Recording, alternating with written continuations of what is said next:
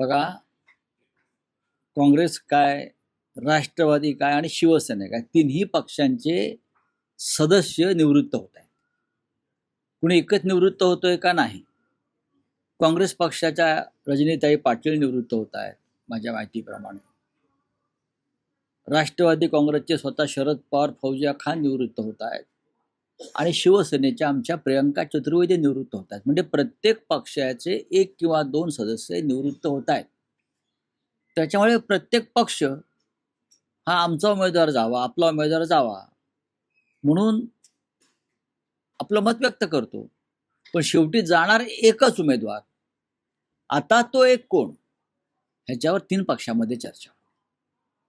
तो एक कोण हे 3 पक्ष ठरवतील. पण एक मात्र नक्की की माननीय शरद पवार साहेब हे निवडणुकीला उभे राहणार आहे, याच्याविषयी माझ्या मनात शंका नाही. ओके, समजा जर शरद पवार असतील तर ही निवडणूक बिनविरोध होईल? हे मी कसं काय सांगणार?